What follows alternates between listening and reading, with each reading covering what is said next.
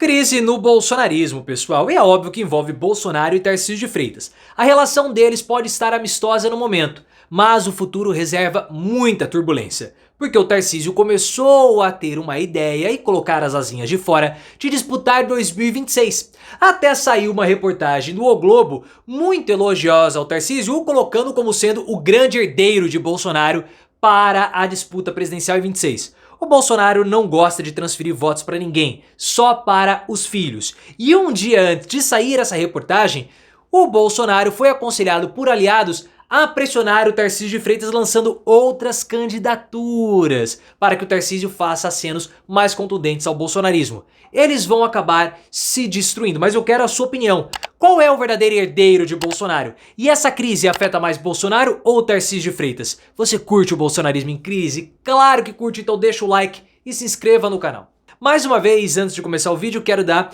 um recado rápido a vocês, porque eu acredito que a maioria deve conhecer o Paulo Giraldelli. Alguns gostam, outros não gostam, isso é normal, só que ele teve um problema com o canal, então eu vou deixar o link do canal novo dele aqui e também na descrição do vídeo, para que você possa ir lá e se inscrever. Ele ajudou muito o canal no início, aqui o nosso canal, então vamos retribuir. O Tarcísio de Freitas, pessoal, agora falando do assunto do vídeo, ele tem sido colocado pelo Josias de Souza do UOL como sendo alguém que já está aspirando com o plano A à presidência da República 26 e não mais ser novamente o governador de São Paulo. Na visão do Josias de Souza, isso estaria acontecendo porque o Tarcísio começa a ver a aprovação do Lula derreter e pode se colocar como sendo o candidato do Bolsonaro.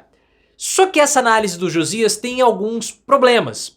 O primeiro deles é acreditar que o Bolsonaro vai escolher o Tarcísio como herdeiro. Não vai, porque o Bolsonaro não funciona dessa forma. Bolsonaro não coloca ninguém para ser o seu herdeiro. Ele passa por um local e deixa uma célula, que no caso é um familiar. Bolsonaro só apoia a candidatura dos filhos e olhe lá, porque quando ele apoiou a candidatura da esposa, lá no início dos anos 90, ele se sentiu traído. E ele não vai colocar alguém que ele não tem um vínculo de sangue para ser o seu herdeiro.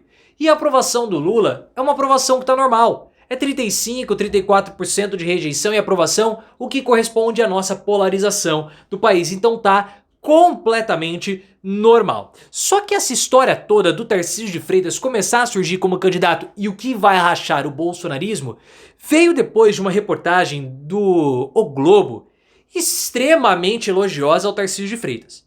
Extremamente elogiosa. Apontando algumas contradições ao longo do mandato, como por exemplo a história do ChatGPT para fazer material didático e a fatídica Operação Escudo na Baixada Santista, que tem sido assim extremamente letal para a população de baixa renda. Só que quando você avalia a reportagem, o saldo não é positivo para o Tarcísio, é extremamente positivo, porque o coloca como sendo alguém equilibrado, um bolsonarista equilibrado, que sabe muito bem dosar o radicalismo com os afagos institucionais.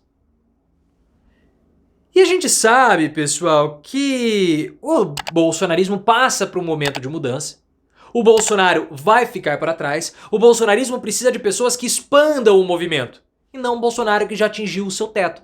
Então essa reportagem da Folha de São Paulo, ou melhor, do O Globo, é muito interessante porque já coloca quase como sendo o candidato da Globo. E nessa reportagem também, a Bela Megali revela que o Tarcísio de Freitas tem feito elogios velados e nos bastidores ao Alexandre de Moraes, ao Xandão cabeça de melão, colocando o Alexandre de Moraes como alguém inteligente, alguém muito astuto e alguém que o bolsonarismo não deveria comprar briga, mas sim se unir. Isso é politicamente e estrategicamente um erro do Tarcísio de Freitas. Porque nós sabemos que o bolsonarismo enxerga como sendo o seu principal adversário o Alexandre de Moraes. Nenhuma outra figura provoca tanta repulsa e revolta nos bolsonaristas como o Moraes. Isso é algo assim, básico. Porque é o Alexandre de Moraes e o judiciário que coloca em risco a existência do bolsonarismo com a suposta censura à liberdade de expressão. Então quando o Tarcísio começa a fazer esses acenos ao Alexandre de Moraes, ele que se coloca na sua própria testa um alvo para ser atacado pelos bolsonaristas. É claro que o Tarcísio tem usado esse bom relacionamento com o Alexandre de Moraes para fazer pontes do Bolsonaro com o ministro do STF. Porque é uma estratégia dos bolsonaristas, é uma estratégia do PL criar essas pontes do Bolsonaro com o judiciário. Principalmente para que o Bolsonaro possa conversar com o Valdemar Costa Neto, que é o presidente do partido, e eles precisam ali articular as estratégias para a campanha municipal. O próprio Valdemar Costa Neto conversou com o Gilmar Mendes, que é ministro do STF, outros aliados de Bolsonaro estão fazendo uma força-tarefa, um corpo a corpo com pessoas ligadas aos ministros do STF, para que essas pontes possam ser criadas e esses canais de comunicação possam ser abertos. Tudo bem que o Eduardo Bananinha depois vem dar uma bananada, ele destrói tudo porque protocola denúncia em tribunais internacionais contra o Alexandre de Moraes, o que é uma grande burrice. O que nós temos que ver é que quando começou, um dia antes de sair essa reportagem do Tarcísio para o Globo, a própria Bela Megali, que também escreveu essa reportagem do Tarcísio, trouxe a informação de que pessoas de dentro do PL estariam pressionando o Bolsonaro a fazer acenos públicos a possibilidade de Michele Bolsonaro e também de Ronaldo Caiado disputar a presidência em 26. Porque seria uma forma de pressionar o Tarcísio de Freitas a fazer acenos mais contundentes ao bolsonarismo.